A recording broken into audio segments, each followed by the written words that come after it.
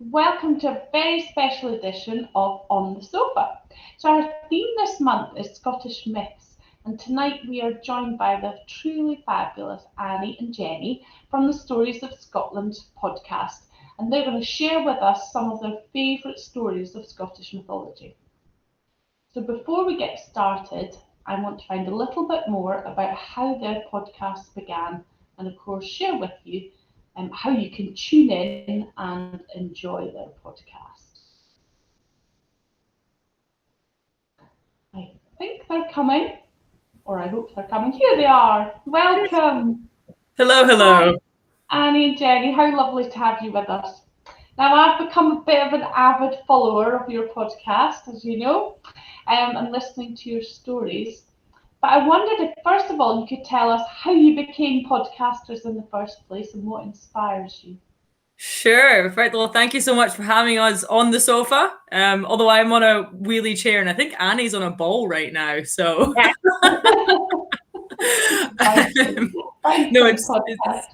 Yeah. It's really great to be here. We started podcasting. I think for me, I can say I moved to Inverness and didn't know anyone, and I really wanted to meet people to do podcasts with. I remember being struck by how much I got hooked, basically, listening to podcasts about 3 or 4 years ago. And I just thought, what a great thing to do. It's one of my favorite podcasters calls it a podcast hug. When you listen to a podcast, it just feels so warm and nice, and you choose to listen to it, and the hosts are like your friend. And I was like, that really appealed to me as something I would love to do. So I moved to Inverness in the hopes of meeting someone to start a podcast with, and didn't really know where to start, but I knew I wanted it to be funny. So I started doing stand-up comedy in the Highlands, which was an experience in itself. And on the circuit, I met the lovely Annie, and we became very good friends. Annie was telling sort of long-form historical joke storytelling. It was a strange mix that I loved. I thought it was brilliant, and I was just telling silly jokes about rocks and things. So we hit it off, and that's how I wanted to become a podcaster. And we decided that we'd start a podcast. But Annie, if you want to chat about how we actually came up with the idea of Stories of Scotland. So you were moving out of this horrible little flat, and I needed a housemate.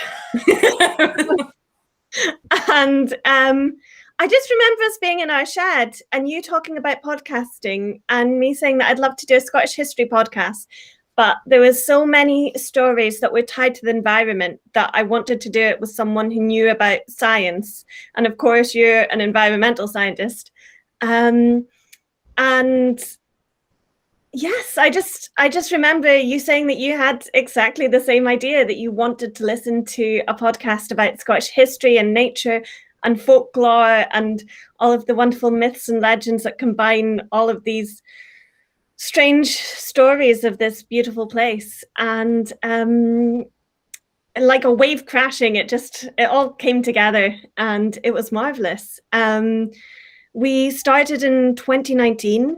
Mm-hmm. From this weird little conversation we had in my shed. I'm picturing this shed. It was the garden shed. It's a garden shed, but I've got chickens, so it's got a lot of chicken stuff in there, and it's got lots of extra gardening tools. Some tools I don't even know what they are.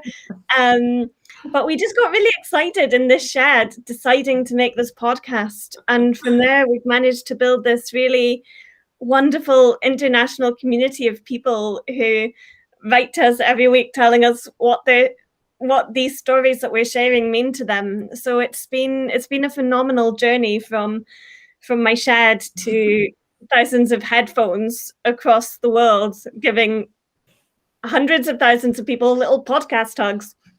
Yeah. Lots and lots of tiny little hugs all over the world. Fantastic. Oh, it's brilliant.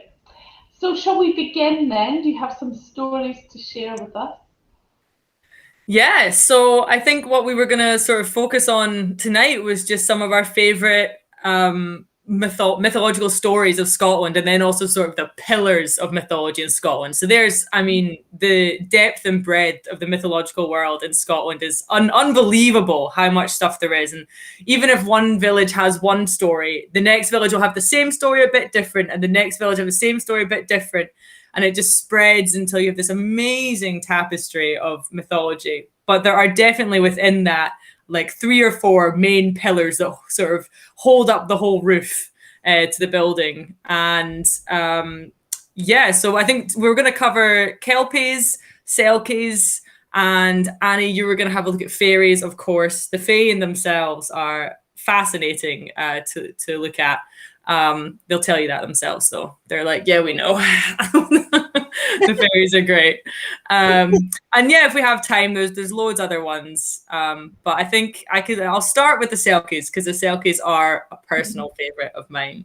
And Selkies were actually probably the first introduction I had to Scottish mythology as an adult. I remember as a children, they told us a little bit in school, but it was all still sort of like princesses and kings. You know, it was all still sort of like damsel in distressy kind of stuff. Although now I think about it, Selkies can also very much be damsels in distress. But they are a Selkie are also known as seal folk, or sea folk or seal folk. And what they are is they are a race of people-ish sort of things that in different places. So if we start in Shetland, let's start at the north. In Shetland, they are their own race that live under the ocean, and they take the form of humans, but they're way more beautiful. So just imagine a bunch of like Scandinavians under the ocean. And they sort of wander around down there, and they live in this beautiful utopia. And whenever they decide they want some fun, they slip on their seal skins and they swim or jet themselves up to the Scottish coastlines. And there they come onto shore and they take off their seal skins and they leave their seal skins somewhere safe, you know, behind some rocks or in a cave. And then they can wander freely amongst the human folk. And this is really common up in Shetland to have this sort of backstory of a whole world of people living under the ocean. And what they do is when they come on land, they are famously good looking. They're brilliant. Everyone kind of knows it's a Selkie, you know, like someone doesn't just pop up on a tiny island off of Shetland, you know, like you kind of know who they were. And so here comes this beautiful Selkie. And the men were beautiful and rugged looking, and the women had long blonde hair and were sweeping around the place as if they sort of flowed rather than walked. And they'd often come on shore and find a mate and sort of pair up with a human for a while, and have children with them. But inevitably they would leave again. And so there would always be people claiming to be descendants of Selkies, claiming to be descendants of, you know, my great-great-grandfather's mother was a Selkie. And it's sort of passed through the generations in this beautiful, beautiful way.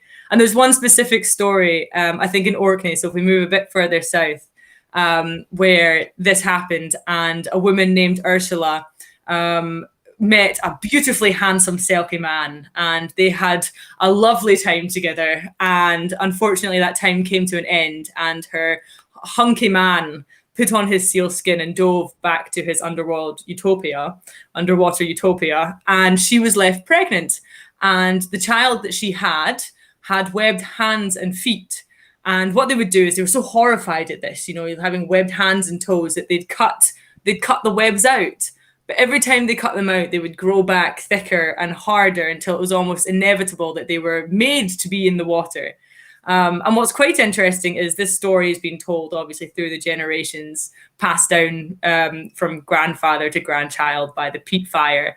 And the version that I have, which is in sort of the big book of Gaelic mythology that a lot of the other ones draw from. It was written in the 1800s. A guy called John Gregerson Campbell went around collecting all these wonderful Gaelic stories. And in that one, he actually interviews a man who has these strange, knobbly, hard sort of like rhino's horn on his hands. And he claimed to be a descendant of these Selkie folk, of Ursula and her Selkie lover. So it's still very much present in the mythology of the modern day. Even though that was 100 years ago, that's still a story still being told, which is fantastic. But the other common Selkie stories, they're not so much people that live under the ocean. They are seals when they're in the ocean, and they come on land and they can take off their skin and become human. But they'll always be of the ocean, these seals. And you would definitely have people used to be able to claim they would be able to tell which seal was a Selkie because it'd be much bigger than regular seals. So people would stay away from the big seals if they were out seal hunting because it was bad luck to kill any or to do any damage to them. And so occasionally a Selkie woman would come ashore and discard her seal skin, and a fisherman or a man walking along the shore would find the seal skin and realize what he's got. And he would seduce the woman and they'd fall in love. But in the process, he'd also hide her seal skin, knowing that she will never be able to leave him if she can't get her seal skin back. Now, often they do fall in love and they have a family with lots of kids, but the mother will always look out to the ocean longingly, knowing that she is really a person of the sea. And in a lot of the stories, what happens is a child will be playing around in the old shed out back, which only the dad uses for all his fishing gear, and come across a strange jacket. Yes, a shed where podcasts are made and fishing gear is kept. And they'll come across this strange jacket and not really know what to do with it. And then they'll take it to their mother and say, "Mom, what is this weird thing I've just found in the shed?" And the mother realizes immediately that this is her seal skin. And she'll take the seal skin and she'll leave and go back to the ocean because and the kids and the father are left without a mother. And in traditional stories or in modern day retellings, they'll often have the mother coming back yearly to visit the kids, and it's still sort of that connection. But in traditional fairy tales and tellings of it, the mother doesn't come back. You know, she is of the ocean and she was held against her will to some extent on the land.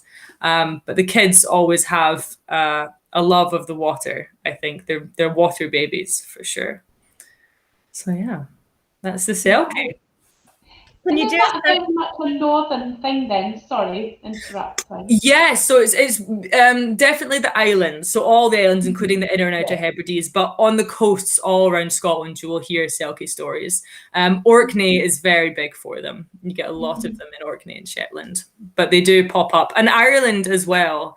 And I think Iceland, you know, so it is, the story sort of travels around the North Sea, but it's definitely just like the Selkies do. Can you do a Selkie impersonation, Jenny? I don't have my sealskin on me. It's in the shed. It would be something like this, though. Or along those lines. Beautiful, Jenny. I can just imagine you on a Shetland beach in the moonlight, seducing people as a beautiful Selkie. Yes. Actually, I've got a holiday booked to Orkney in a few weeks, and that is exactly what I will be doing. Fantastic. Lovely. And how do Selkies kind of compare to the Kelpie mythology that we know? So it's quite interesting. So like I said, Selkies are very much found on the coast and the salty waters. But when we move inland, water mythology doesn't just stop. There's still massive amounts of fresh water in Scotland in the lochs. And these come with their own challenges and their own mythological beasts. And most of the time, Selkies aren't, they're not, what's the word? They're benevolent. You know, they're not out there to ruin your day like so much of Scottish mythology is. Kelpies, on the other hand, are pretty mean. They're not as there's definitely a spectrum of Scottish mythology where you have sort of happy, fun little brownies that run around and move your things around the house, and then you have, you know, on the other end, sort of Kelpies that will happily drag you to the bottom of a loch and eat your kidneys. So that's probably hard. And Selkies are probably somewhere in the middle. Spectrum there, Jenny. Spectrum. But what a Kelpie is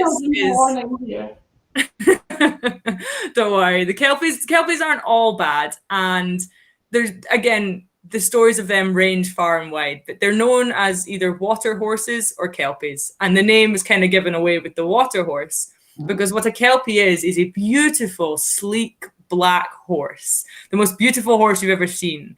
And it's so beautiful that if you're, on horseback traveling through the mountains of Scotland a couple hundred years ago, you're off to see your granny, and you're on your horse, and you see this beautiful black horse across this loch, and you look down at your horse and you go, I mean, this is just, your average run-of-the-mill mare. She's fine, but she was my dad's horse before me, and that's a nice one over there. So you hop off your mare, you tie her up, and you go around the loch to see this beautiful black beast. And it's so beautiful that you really want to just stroke it and touch it. And it seems very calm. It's not angry at you at all. It seems very inviting. And so you touch the horse. But as soon as your hand makes contact with its beautiful, soft hair, what do horses have? Hair. Hair. We'll go with hair. I mean, it touches its skin, basically. You're stuck. And the Kelpie will then bolt as fast as it can towards the loch. And now, once it gets you in the loch, it will drown you, and it will eat your innards, and they will float to the top of the loch and wash up on the shore, and you will never be seen again. But there are many stories of people tricking Kelpies. For instance, if they grab its tail, they can, as they're being dragged along, there's lots where they manage to cut off the tail, just the hair of the tail, before they get to the loch and escape. But there's also ways that you can sort of take control over a Kelpie. So there's a fantastic myth of a blacksmith who was working away in a shop, and he hears this racket outside, and he goes outside, and there's a Kelpie messing up all his stuff. He's a neat guy. He likes to have all his rakes lined up nicely, and this Kelpie's just wreaking havoc, and he doesn't know what to do. He knows he can't touch it. He can't touch this Kelpie because he'll be dragged away, but he doesn't know how to stop this Kelpie just wrecking all his stuff.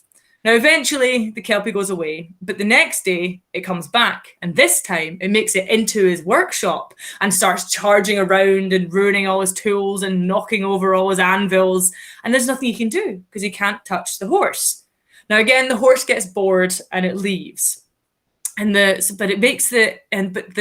blacksmith knows the horse is going to come back the next day. And so all through the night, his wife is like, what are you doing? What are you doing? Because I'm going to trap that Kelpie. I'm going to get it. And he slaves all night, and he forges a big iron bridle.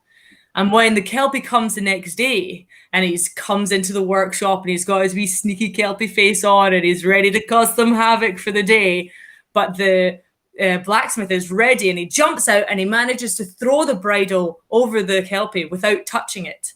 And when this happens, the Kelpie's powers are lost. It becomes just a regular horse. The iron has tamed it. And we see this in a lot of Scottish folklore, is that iron is able to control the folklore or the mythology that's having problems. I think fairies, a lot of things you can sort of wear iron. That's where the horseshoe, was used for luck a lot of the time. They'd nail a horseshoe to the outside of a boat so that a Kelpie wouldn't get them when they were inside the boat. So it was seen as protection if it was iron. And so the blacksmith was like, fantastic, got myself a new workhorse. Look at this. And it's 10 times as strong as a regular horse. So he set it to work out in the fields and was quite happy with this. But the Kelpie was raging, having to work so hard every day, being made to really make up for all the damage that he caused. And eventually, one day, the Kelpie managed to slip out of the bridle, but he realized that, probably equal now, I did my damage and I've repaid my debt. So instead of going and finding the blacksmith, it just left and ran away, and it never came back. It learned its lesson. So that's the Kelpie's tale. It is lovely. I love that story. And I love, you mentioned some of the ways that iron can be used to deter the fae folk or the people from the supernatural realms. My favorite one is putting a horseshoe under your butter as you're churning it so that the fairies can't steal it, because for some reason fairies really love stealing either milk or cheese or butter. So Yeah. they're really into lactose. Fairies are all about the dairy, all about it. And you can only protect it with iron. But we've just had a really lovely question come in. So are there lessons to be learned from Scottish stories? I would say definitely. I mean, the two stories that you've just told, I think are like they've got multiple layers to them. I think people would tell these stories just to remind folks to be cautious around water, because from rivers to the sea, it's a dangerous natural force that we need to be cautioned around. And back in the day, school swimming lessons were less of a thing. But then I think as well, it's a way of kind of connecting people to their environment. I mean, especially with stories of selkies and mermaids, they so often come from fishing communities where a huge percentage of the population are at sea and possibly dying at sea. And I think there's something quite soothing for a community to imagine that there are palaces filled with selkies and mermaids under the sea where these dead sailors can be going, these fisher folk. And then for the modern day, I just feel that our folklore really connects us with an important part of our heritage. It just it doesn't really matter whether or not you believe in the stories, because when I listen even just to Jenny telling folklore, I feel like this child inside of me that just has such a massive imagination and curiosity about the world, and it just comes alive. And I love that feeling, and that's what really attracts me to mythology. What about you, Jenny? What attracts me to mythology, or are there lessons to be learned from Scottish stories? Are there lessons to be learned from Scottish stories? Good, because I was going to say it's all the blood and guts that attracts me to the mythology. With the stories, I think for me, so I grew up in the Central Belt, and in the Central Belt, so I grew up in Glasgow, and we are very, I would say at least in my upbringing and my friends, very disconnected from Scottish heritage and culture, very disconnected. And when I moved up to the Highlands, I came for the mountains, and when I would go into the mountains, I loved them and they were great, but I felt I was missing so much. It was like, it's superficial, and I just really wanted to learn the stories of the land. And so many of the stories of the land aren't just, old Jim lived in this croft and so did his dad and so did his dad. The stories are the stories that they told each other. It's this, and I think when we tell these tales of, Kelpies and Selkies, I think they are cautionary tales to some extent. It's very much, stay out of the water, there's big bad monsters in there, don't steal ladies' clothes, things like that. It's not fair. But at the same dairy. Yeah, don't steal people's dairy. Or the fairies will come and get you. But there is so much of it is wrapped up in, although it is mythology, so much of it it's sort of humanity distilled. And it was our culture of the time distilled into mythology and passed on in these really incredible ways. So I think there's always lessons to be learned from it. But for me, the lesson is sort of the history of Scotland, not from a history book. The history of Scotland from the mouths of those that were living at the time. And these stories come from they're so old, and so many retellings. It really does sort of encompass so much of Scotland. And that's why I like mythology, and also what I can learn from it. Yeah. I think it's the folklore kind of fills in the gaps in history that they don't tell in books. Mm-hmm. And it's kind of, we can learn so much about our ancestors just from looking at their superstitions and looking at their legends and trying to kind of unpick why they thought that way. But then there's also, I think if we tell the story of the Kayak and her children, for me, it just gives such a sense of awe and beauty and entertainment with the environment, and I absolutely love it. Do you remember the Kayak and her children story, Jenny, or do you want me to do it? Do you want to do it? And I can chip in with little bits that come to me. Okay. So the Kayak is one of the most she's one of the biggest deities and folkloric figures in Scotland. Until recent years, it feels that she was kind of in the shadows of Scottish history. No one really spoke about her, but now I see there seems to be a lot of interest in looking at the Kayak and what she represents to folks. Bring back the Kayak. Yes. Okay. So there's a few great creation stories from the Kayak that she built Scotland out of. Wait, first tell us who is the Kayak. Okay, so her. She is a giant woman, often described as a hag. So I'm imagining her, oh my God, a bit like my granny, but my granny is a hag. So like your granny. It's more like a warm old lady. A warm old lady, but she's by far one of the most strongest and powerful figures in all of Scottish mythology. And she built the mountains of Scotland because we had the sea and she didn't want to get her feet wet. And she built them with a creel of stones upon her back that she would break up with her giant hammer. And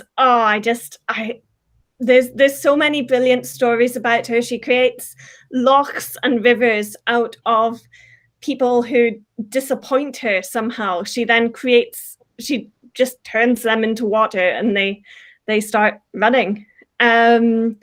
But then she's also, how to put it, she's seen as a kind of in charge of winter. Mm-hmm. So she brings the winter storms and the cold and, how to put it, there's a lovely, well, you think of that, Annie, there's a lovely story of the Kayak over winter called The Bone Mother. And so because she brings winter, she can often be painted in a negative light because winter was the hardest time for everyone. It was a time of cold, it was a time of wet, there was very little food, it was very dark, it was pretty grim back in the day, and still today. Actually, last winter was horrible. But the Kayak, because she would bring winter, but was also sort of the deity of the environment. She very much cared for all the animals that were going to suffer because of the cold. And while she couldn't stop them dying, which they would because of the weather, she would go around and she would search for all their bones. And she would collect all of their bones whenever she found them, and she would carry them with her, and she would sing to them, and she would put them under her pillow and sleep on top of them. And she would do all this and sort of recharge them so that at the end of winter, she would burn them down into a fine ash and bury it again, knowing that they would be reborn into the animals of the spring. And so, although death and destruction does happen in the winter and it is a dark time, she was always looking towards the light and making sure that the cycle of life could sort of carry on through the dark months. And so that's a great story of the Kayak from the winter. I love that. And of course, because the ScotlandShop sells tartan, the Kayak is known for wearing a giant plaid. And she takes off her big tartan shawl and washes it in the sea. And this is what created the Corryvreckan whirlpool. And that's how it starts off very dirty, but as she washes it in the sea gets rougher and rougher, and her tartan shawl is getting cleaner and cleaner until it's a pristine white. And then when it's a beautiful white, she lays it across the mountains of Scotland, and that's our snow and our winter upon us. But the Kayak was also said to have 3 children. Mm-hmm. So we have the Northern Lights, which are her children of the sky, also called the Nimble Men or the Merry Dancers. And there's some marvelous tales about them fighting and calying in the sky. And then the Blue Men of the Minch are her descendants in the sea.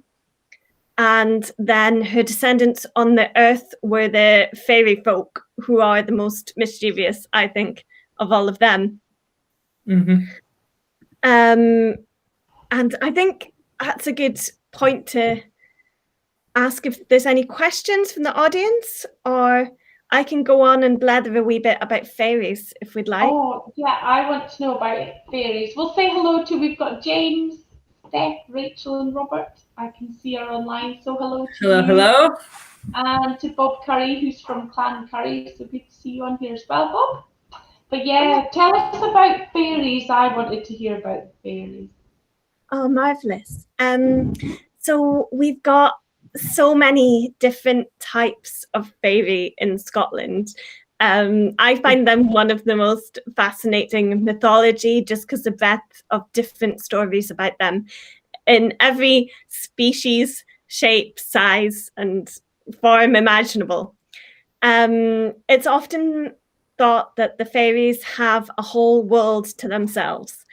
And sometimes it's a land underneath our own land. So it's maybe inside a hill or a mountain or in caves and caverns. In fact, I often say it's hard to find a cave in Scotland that people don't say Bonnie Prince Charlie hid in when he was fleeing after the Battle of Culloden. And it's hard to find a mountain that doesn't have fairies living on the inside. And then, of course, some people say that the fae folk would live in places of great wilderness, far away from human settlements, and places that have only recently been mapped by modern technology, but that we still don't really understand. In Gaelic, one of the words for fairies is she, and it also means peace. And I think these words did evolve separately of each other, but I love that the word for fairy and peace is the same one in Gaelic, because a lot of the fairy stories, the older fairy stories, include some quite dark aspects of death, afterlife, and eternity, time passing too quickly, and so on. But they're not always sad stories. I think often fairies appear as kind of a metaphor for dead ancestors or spirits, or just ideas that are unknown at the time. But the legends around the supernatural world of the fairies are a whole universe, so rich and varied. And some of my favorite ones are actually the fairy pets. So are you a dog or a cat person? Oh, well, I have a dog and a cat. I'm probably more of a dog person, I would say. Okay, so the fairy dog we call the Cúisí in Gaelic, and it's definitely the more dangerous of our fairy pets. It glides silently around the Hebrides on cold, dark winter evenings. And it's not just a regular, happy kind of West Highland Terrier size. It's the size of a bull, with paws that are bigger than the spread out human hand, and with a long lassoing tail. And there's a story of a young girl in Tiree in the 1800s who was out playing outside her croft on the beach, and she heard the Cúisí at twilight, the fairy dog. She was on the beach and there were big rocks, and the waves were running up against the rocks, and they started making groaning noises, like a roaring. But over the top of this, she heard a long, deep bark. And she thought it was the noise that 10 dogs would make. And she looked out to where it was coming from across the shore, and she saw this hideous silhouette of the Cúisí. It looked like a wolf, but it was 10 times larger than a wolf, and it was coming towards her. Fortunately, her father also heard the sound and ran out, telling her to get inside. He ran towards his daughter, took her hand, and they started running together. They heard the coochie bark a second time, and this terrified the father, because he had heard an old legend that if the coochie barks 3 times, it means you will never escape it. And behind them, this hideous giant ghost dog was running as fast as it could, galloping like a great horse. But they got in just in the nick of time into their croft and closed the door and did not hear the 3rd bark. So they made it just in the nick of time. And I find this a marvelous myth, because it reminds me of wolves in Scotland, and just how scary it would have been to have lived somewhere where you have, I guess, other predators to consider for your livestock or whatever. But yes, I guess we don't want to mess with the fairy dogs. I've gone right off dogs. We seem to have lost Jenny. She's disappeared. Maybe she was too scared. Oh no, she's trying to feed the coochie. She's going to come back in a minute. But there are happier stories. Actually, the catchie is a much happier, more light-hearted fairy to be playing with. So the catchie, I've found stories where they are pretending to be just regular house cats, and they say meow and they catch mice, but really they know in their hearts they are fairies. And sometimes I'm stroking my cat and it does give me a look that says, I am so much more powerful than you could ever understand. And I think this is quite true. But in the stories, hello, Jenny. Not sure what happened there, sorry. We were afraid of the coochie, we all decided. Yeah.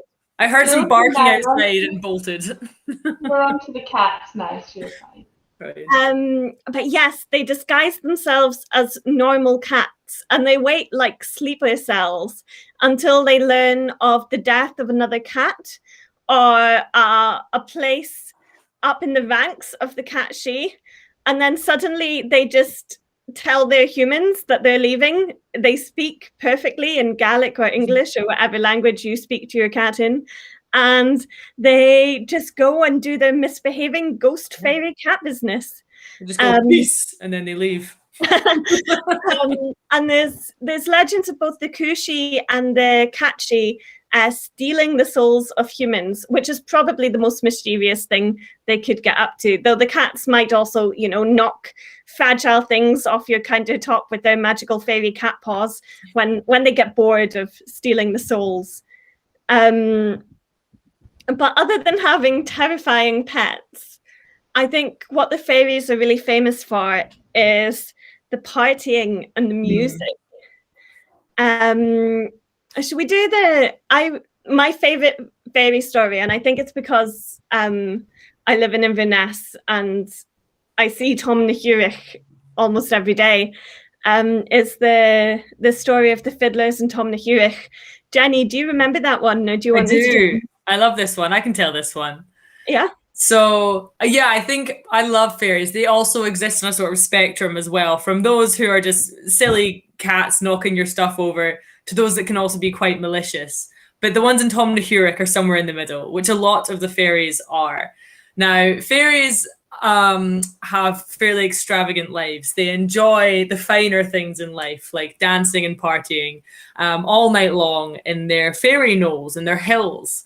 And as Annie said, fairies often were believed to live inside hills, and there was good reason for this. And many people had heard or knew stories of people who had gone into the fairy hills and what would happen when you were in there. But one of the best ones, I think, and Annie as well, we love Tom na Herrick. Now, Tom na Herrick sits on the outskirts of Inverness, and it's a graveyard now, and it's truly stunning. If you're listening and you ever get the chance to come to Inverness, go to Tom na Herrick. It's a lovely woodland walk up to the top of a glacial esker is what we call it now, but we all know it's a fairy house. And there's some war graves on top. You get some lovely views of Inverness, and there are some really, truly fantastic trees up there as well, lots of strange species. But about 200 years ago, or 150 years ago, there were two young fiddlers who lived outside Inverness. And what they would do is they would sort of go to surrounding villages and towns and play their fiddles on the street, and they'd busk and they'd make enough money to have a good night out and maybe make it to the next town to do the same thing. Well, they found themselves in Inverness, and even in the small villages, when they started fiddling, people would be throwing money and it would all be going well. They'd make enough. But in the big town of Inverness, for it was a town at the time, they were having absolutely no luck. And now these were good fiddlers, and they were like, maybe if we just play harder, if we just play our best tunes, if we play it faster, if we really get into it, the people will start giving us some money and listening along. And so they kept going, each one pushing the other one to play better. And by the end of it, they were absolutely exhausted. And they looked down at their little money pot, and it was empty. No one had given them a thing. They didn't even have enough for a hostel for that night, or a hotel, not even a drink. So annoyingly, they put their caps back on and they pack up their fiddles, and they were like, you know what? Let's just leave Inverness. The people don't seem to like us here. We'll go to the next village for tomorrow and we'll start again. So they start walking out at dusk, and they think, we'll probably make it there by midnight or so. But right as they get to the bridge to leave Inverness and cross the river, there's an old man standing there with a long white beard, and he's very tall and well dressed. And he says, I've been watching you fiddle all day. And they were like, all right, well, could have given us some money for the free show. But they didn't say anything. He said, look, I'm about to head back to a party. If you want, we'll pay you really well, and you can come with us. And if you fiddle for us, we'll pay you well, we'll give you food, you can sleep there for the night, and then you can be on your way. Now, the two young men were like, fantastic, we don't have to walk to the next town. And so they followed this man out of Inverness. But he was walking incredibly fast, so the two of them ended up having to jog behind him. And by the time they got to where they were going, it was pitch black. And they started going uphill. And they're like, where on earth are we heading right now? We're going on a hike. And they got about halfway up this hill when all of a sudden the man stopped and turned and gestured into the hill and said, the party's in here. Come on in. You guys fiddle away. There's loads of food. And they sort of looked in, and they could see there was a big, beautiful hall, and it was all golden and decorated wonderfully. And there were tables of food and loads of people. And they thought, fantastic, we're on to a winner here. So they went in and they began to fiddle, and everyone loved it. They went mental for it. They were dancing all night, and the men were fiddling so hard they didn't even have time to taste any of the delicious food. Anytime they'd even think of stopping, the crowd would go crazy. More, no. Just on and on and on. Eventually, the men were truly exhausted. They must have been fiddling for 5 or 6 hours inside the hill by this point. And finally, the old man came back who'd got them off the street, and he said, look, you guys have been fantastic. Thank you very much. If you come with me, I'll show you out. But please don't eat any of the food. And so and he said, help yourself to some food on the way out. But both of them at this point were so overtired that they didn't eat a thing, and they left. And as they left, the fairy, or the man, who we now know to be a fairy, gave them 2 big bags of gold, and off they went, happy as could be, unbelievably lucky. They're like, oh, it was a hard gig, but not so bad with this. And when they came out, they weren't surprised to see that the sun was up. They were like, oh, it was a long time we were in there. But they start walking back towards Inverness to go and get a proper meal and have a place to sleep and rest. And they realized that the walk's not nearly as long before they start getting into town. They were like, oh, the buildings aren't that far away. I thought we walked for ages to get to that hill. And as they're walking along, they're looking at the buildings, and they all look a bit strange. And the people they're passing are all wearing strange clothes and giving them, side eyes and sniggering at the men themselves. And eventually they get into Inverness, and it feels so strange and uncomfortable. They don't recognize it at all, that they say, let's just go home to our own village. All right. So they leave. They just leave. They're weirded out. They've got their money. They're happy. By the time they get to their own village, the same thing happens. It's much bigger than it used to be. They don't recognize any of the people. Everyone's wearing strange clothes. And as they start to rush home to their homes, an old man stops one of them and says, I recognize you. What's your name? And he tells him his name, and he goes, when we were young boys, we used to play together, and you You disappeared. You left. You've been gone for 100 years. I'm 107 now, this man says. And they say, don't be ridiculous. You don't look a day over 80. And so, but Lowy says, no, you've been missing for a year. Go and check the graveyard. Your headstones are there. And so the men look at each other and rush to the graveyard, look to check their headstones. But as they get there and they go into the church, the bell rings for Sunday Mass, and the men disintegrate into dust. And they've been away for 100 years. Mm-hmm. Yeah. Oh, I like that one. Yeah, it's the Fiddlers of Tom na Herrick. It's a wonderful tale. A bit scary. I realised there's so few stories in Scottish mythology that just have a really happy ending. A gruesome bunch. They are. But so many fairy tales all over the world. Like if you look at the Brothers Grimm, you know, they really do have quite gruesome endings to them. There are happy ones in Scotland, but definitely the pillars of Scottish mythology are a bit grim. Fantastic. Yeah. No, so interesting. I love those. I think I could listen to you all night. Well, I hope our listeners have enjoyed the stories as much as I have. So you can find this podcast you said on any platform, didn't you? On Spotify, Apple, YouTube. Yep, wherever you listen to your podcasts, we'll be there. We're on some of the smaller ones as well if you're into Stitcher or Podcatcher. But yeah, if you just type us in, you'll find us. And Macklin, I'll pop the link on here for anyone who wants to find it as well. So that was the excitement. This week we've been on mythology, and next week we move on to whiskey. We're going to do a special whiskey tasting with Kingsbarns Distillery next week. But next week is not Wednesday. We're going to do it on Friday so that everyone can have a wee dram and not worry about going to work the next day. So that's on Friday, and you can still order a tasting set online and join us. But if you've not got time or you don't want to do the tasting, then we're going to do a whole virtual tour of the distillery as well. So that will be really interesting. So again, Macarena, I'll post the link if you want to order your whiskey tasting set or read more about that as well. But meantime, thank you very much, ladies, for joining us this evening. Really enjoyed your stories, and I look forward to following your podcast. Brilliant. Thank you so much for having us. It's been really fun. Yeah, it's an absolute pleasure. All right. Good. We'll see you soon. Thank you. Thank you. Slán siva. Slán siva. For your whiskey next week.